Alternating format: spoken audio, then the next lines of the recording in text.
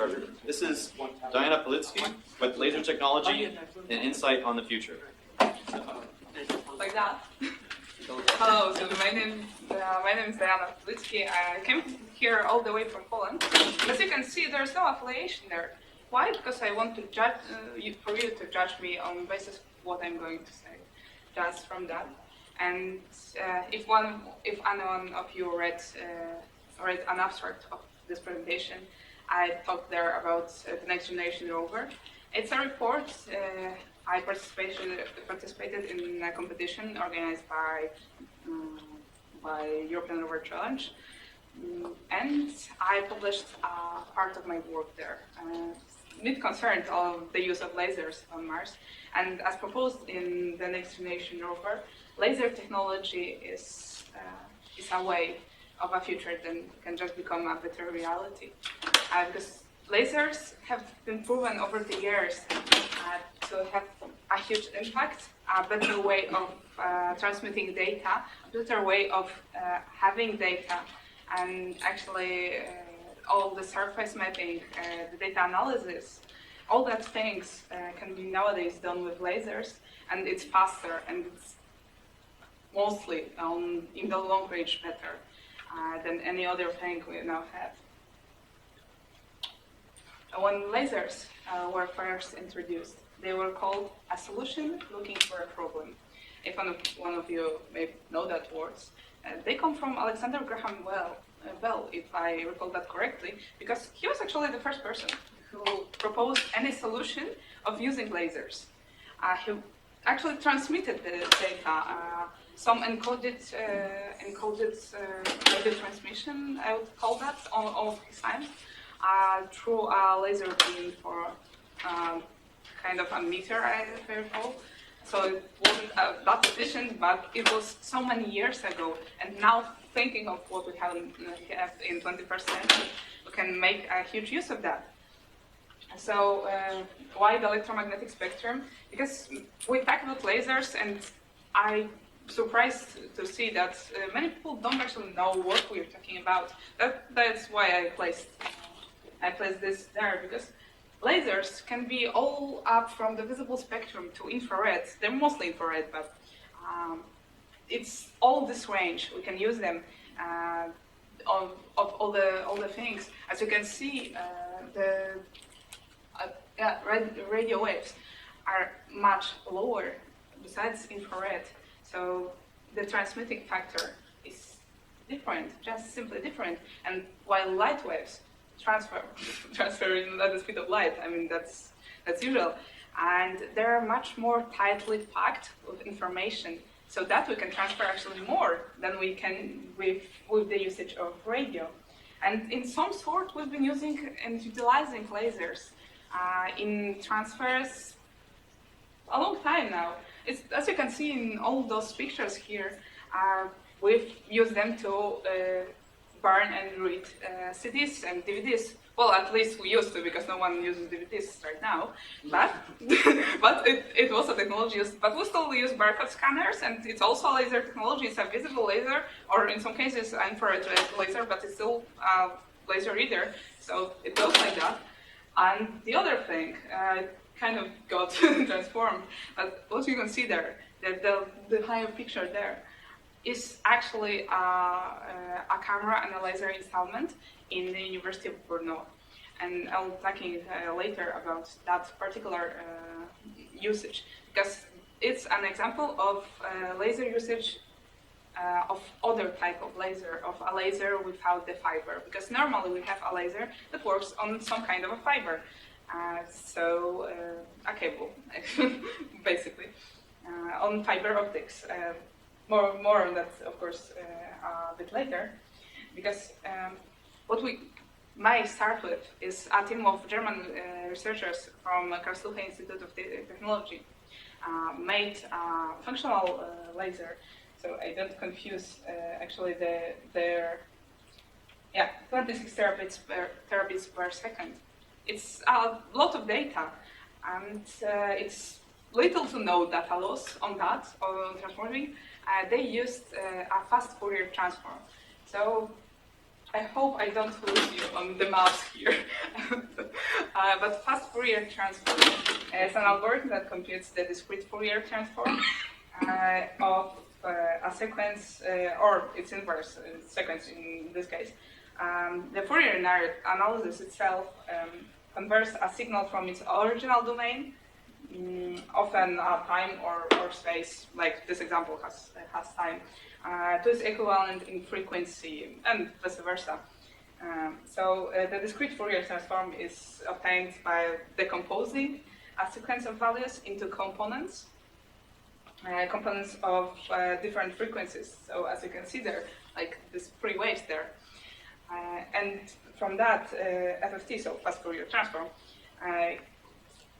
computes it by factorizing the discrete Fourier transforms into a product of mostly zero factors. So what you can see there on the upper image, I should have a laser pointer for that. On the upper image is a kind of illustration on how it does it. And as a result of doing that, oh, you have a laser pointer. That's what I was just doing. Yeah. Yeah, thank you very much. Yeah, so basically this one is an illustration. So because of working locally on all that elements, it manages to go from O(n) squared to O(n) logarithm of n, where n is the size of data. And if you don't know the big O notation, because not everyone has to, it's a notation of complexity of algorithm, which you can see here, big O complexity. So it's basically how complex the algorithm is and how long it will take to compute all the things. So when you look at that, you have all logarithms, O(n) log n here. So when you look, it's elements and time needed. It rises, of course, but it's slow rising. N squared is this one. So, like, imagine 30 million of elements in data. It will take a huge amount of time to compute all that. That's why we work locally on that. And that's our fast Fourier transform. So if I just wanted to say it easier, it's the data is separated in approximately 300 separate beams of light within the laser, and then they're compiled at the end. So we have complete information back. And that by staggering the light beams to arrive in a certain sequence, of course. The Karlsruhe Institute in Germany sends that data over cable, over a 50-kilometer cable, fiber cable, optic fiber cable. And that's why I put that, because nowadays most technology uses splitting the data inside one laser for 365 colors. It's visible, of course, imaging of that, so it's just a graphics. It's not like it looks like that in real life, but it's a nice illustration to have. And what you see here is an actual fiber laser. Fiber lasers have this optical fiber, which allows for high velocity and high detail transmission. And they're usually doped in some rare earth element. For example, iridium, which is the case for Karlsruhe, as I recall correctly. And for that, it gives an information we can put in 980 nanometers. Information we use at 1,500. So that we can use a lighter pump to pump the laser, to power the laser, but still have the amount of information we would use at higher powered laser. So that's why we don't worry about rare earth elements and use fiber lasers. Those are great, but as I still said, it's still fiber, it needs cable, and there are moments where it just fails because we cannot use that. For example, at the center of the cities, because you have buildings there, we have roads, we have people, and it will just fail there because of all the circumstances. And that's where we need free space technology, free space optical communication. And that's when we come back to Bruno. This is an actual image, as you can see, from Bruno, from the research center, where there's a visible spectrum over there of a laser, where they transmit data by lasers, or short distances, because it's just inside of the laboratory, but it proves possible to use lasers with a transmitter, an emitter, and a receiver without use of an actual fiber or any other kind of a cable. And that's been done already as of current by NASA. As you see, it's actually their graphics from their research on that. As I know where I am. Yeah. Actually, I forgot to mention, and I think that's kind of important, that cables are usually copper wired, because copper transmits well. But they could possibly be made of silicon to save on some costs and make it more friendly. And CST Global uses actually the technology of fiber lasers with silicon to make silicon waveguides. So that works already. But yeah. Using all that technology, using this here, what's imaged in October 2014, moon orbiting NASA's spacecraft aimed a laser beam at Earth. 249,000 miles, yeah, like that, to New Mexico observatory. There's like 3 observatories we have. One is in California, and actually, if you fly over California to Los Angeles Airport, you can actually see it. It's quite recognizable because it's this giant bulb of what you can see here. It's a Californian one, giant white bulb on top of a building. I don't know why they built that, specifically this one, so highly recognizable in California, but I guess California loves California. Don't ask, the answer will have to kill you. But yeah, basically they did that. Let me just check. Yeah, no, New Mexico, I was right. At 622 megabits per second, they transmitted an image of one of their employees, of an engineer, Don Cornwell. So an image of speaker. Of course, it's not like it was transmitted straight from there, because it's not like Don Cornwell was on a space station. But actually, it proved even better, because they first transmitted it by lasers from Earth to a satellite, and then, or a spacecraft, and then transmitted it back to Earth at 622 megabits to New Mexico. And by that, NASA has its lunar laser communication demonstration, which is actually an image of this one. So data is transmitted in the form of a laser beam. Of course, I even have some more images, I think. Yep. Also taken from official NASA paper on that. So you can easily Google that and find that on the internet. I recommend you do, because it's a fantastic research I did it. And it's millions of short pulses, and they pulse and transmit the data by that. And they have that linked by one of 3. So yeah, Western New Mexico, right to California, and Ripley, Spain. So above. This is less above. Why those 2 are above? I don't know. But it's not like it has to be built like that, because the biggest thing is this, the LiDAR spacecraft, which houses all the technology with optical module, which is the laser itself, of course, the electronics, the modem which beams it up and has a control of what we are actually transmitting. And in this, we have we have receivers. Receivers which are actually mounted on a gimbal, which is rotating, so it can get all the data as the LiDAR spacecraft moves around. And the paper was written before it actually started. So now, since it's 2019, and the paper was written in 2009, if I remember correctly, so it was 10 years ago, you can see how much it actually succeeded. And the rate of 662 megabits on that range, from Lunar to Earth, is a lot. Because I previously talked about 26 terabytes, of course, but we had that on Earth, like on short distance Earth, and that's in space.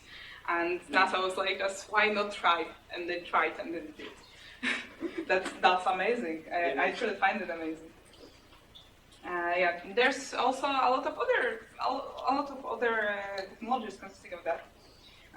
The European Data Relay System, which is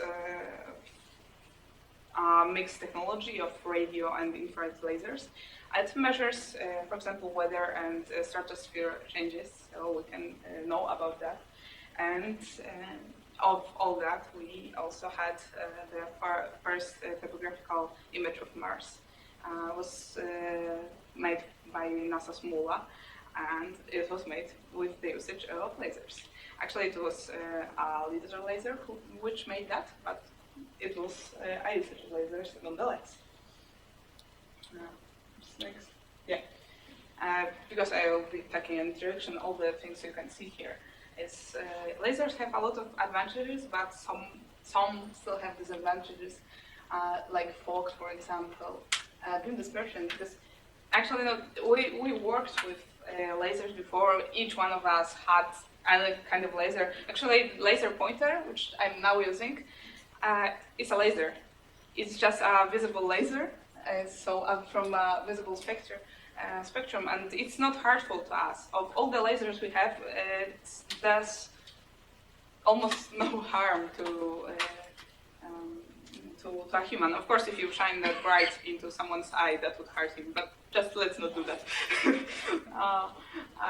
But basically, so we have a huge wide range of usage, and we have different lasers for different purposes.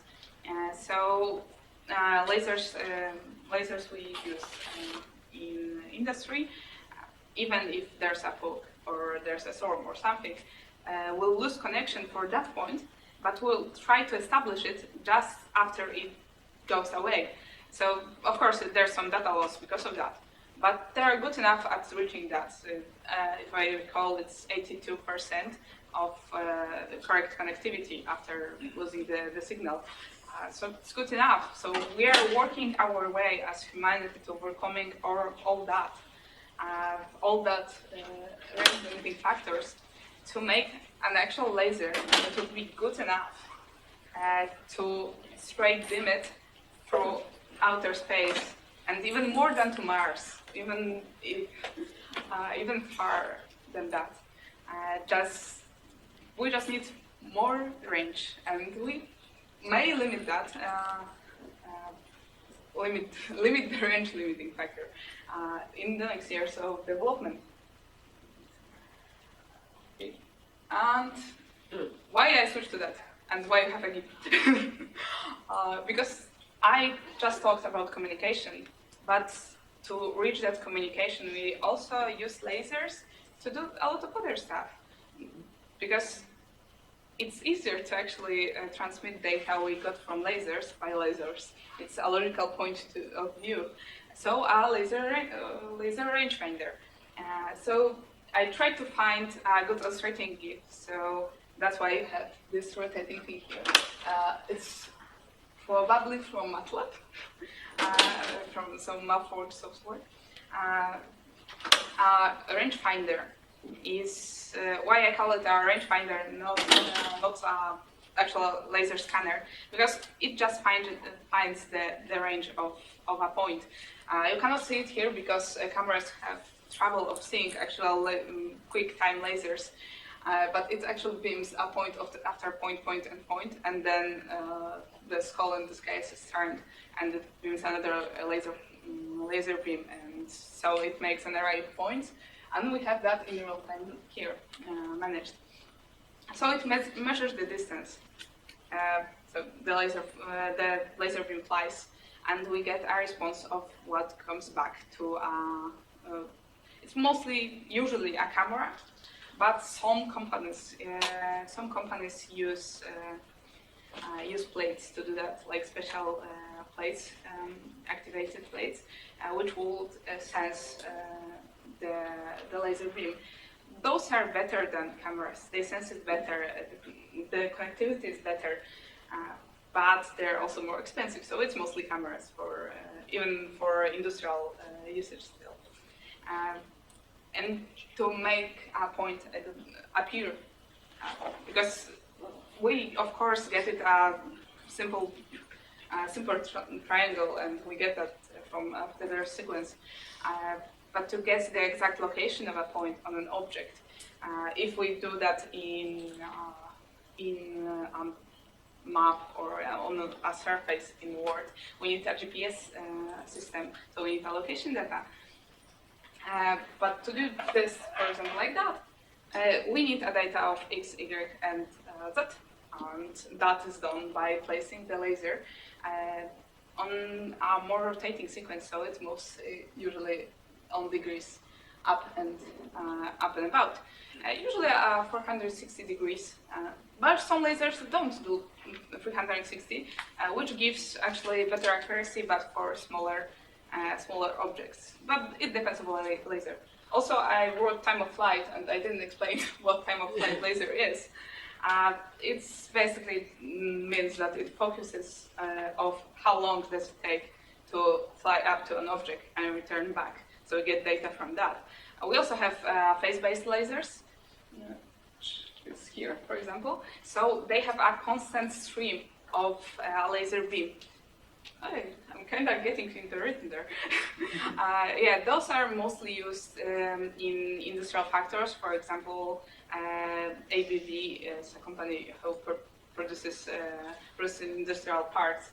So they have a laser like that. So the values of a scanned object are returned by the crossing of laser beams.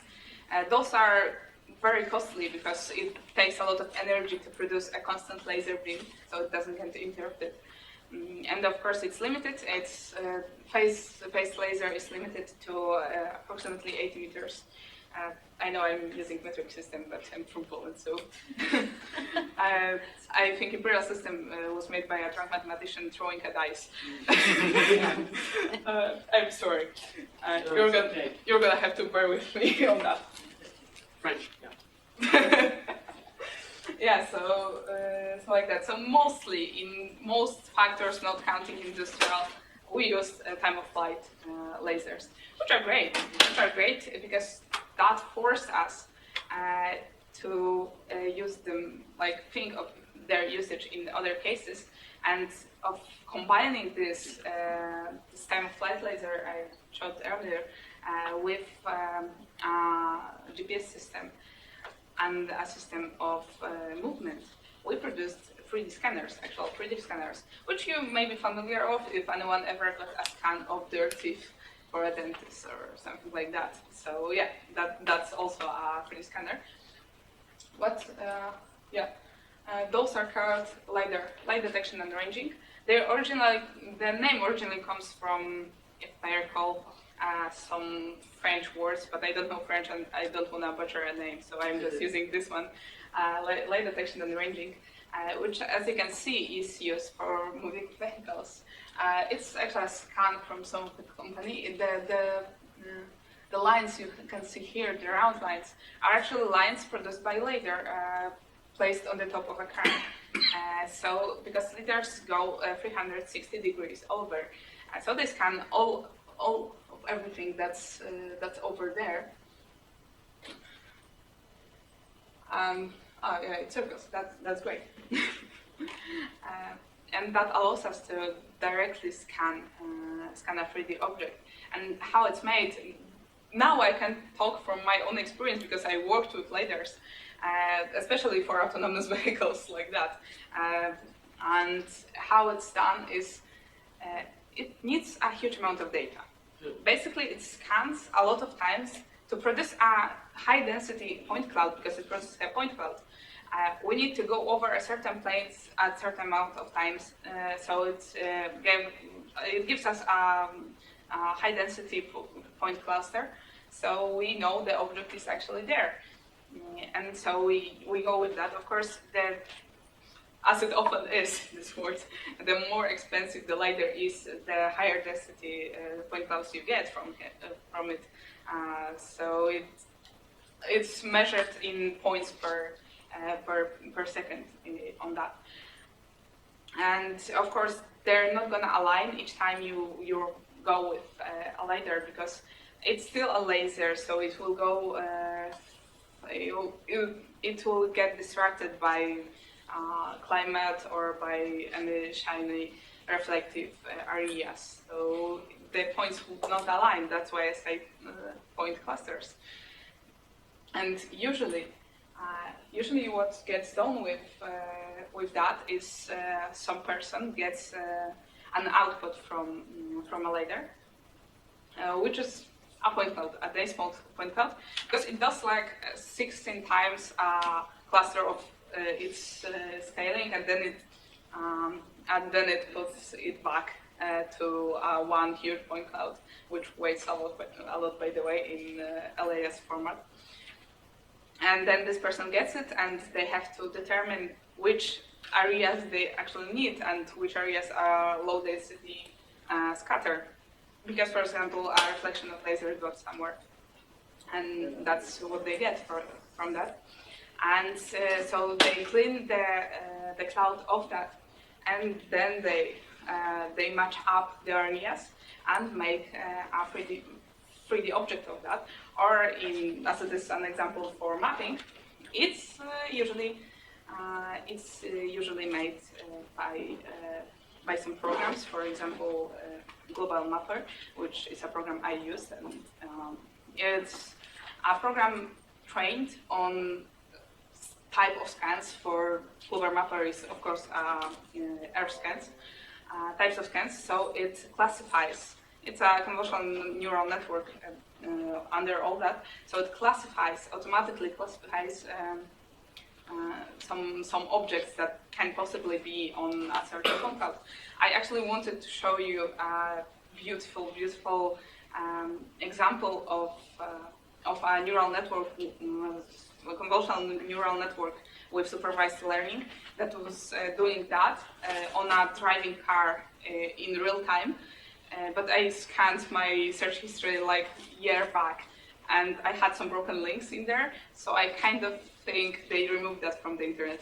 But there was a team from Germany, because a lot of those things happen in Germany, so I think they were from Germany, who had one of most expensive Velodyne LiDARs, because Velodyne is a company which makes most of LiDARs we now have. And so it was very dense, and it was perfect for doing a neural network on that. But my experience is slightly different, because the company I worked for didn't have that much of density laser. We had 3 LiDARs, one going 180 degrees on down, and 2 on the sides like that, going 360 degrees. So I had like this array of data on that, but it was a high enough density to work with it, but it was low to mid density to work with neural network, so it didn't qualify for a neural network. So did I build a neural network on that? Of course not. I had 1 to 7 maybe scans for a month. I couldn't do that. So what I did from this cloud, for example, it's an actual example I worked on. It's one of the streets of Poland in Warsaw. It's crazy. Yeah, so as you can see, it gave me it gave me trees. It gave me like parts of lights, street lights, because it's some roads. They rode with a car, and all the objects that were inside of a road. And what I did is I made a functional network. when you know the algorithm, it would follow. The neural network would follow because you can count that if you know maths for that. So it's a function that takes other functions as arguments. So you get this huge tree of things you need to consider to have a certain point classified as needed or not, or any other factor of that. So I, of course, first looked at whether my cloud goes from light to low to high points, or like mid to high points, because it depends whether the road was, for example, on a hill, or whether it was somewhere lower, so that I know whether the points I classify are naturally low, because the road is usually the lowest point. The LiDAR finds, because usually when it goes over a road, it doesn't fall into lower points, just higher points, and the road itself. So it just because it doesn't have the range to fall lower. So I classify that, and I automatically, the algorithm automatically removes the amount of points not needed. So all this low scatter I talked about before, the noise made because of scattering, it's removed in the first part of that.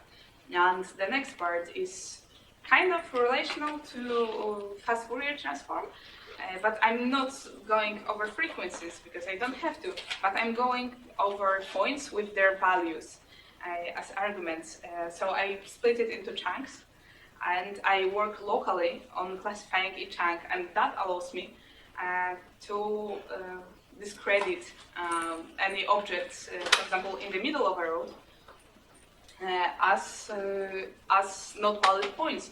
For example, if we have a plane of greenery in the middle of the road, which would break the car going over it. So we need to remove that from a point, an object, a point cloud in this case, which would then become a map for a self-driving car. And that's this. It's a filter with the surface scan. It's a part of our road I showed before. As you can see, all these blank spots here, those were parts of greenery. You can see here parts of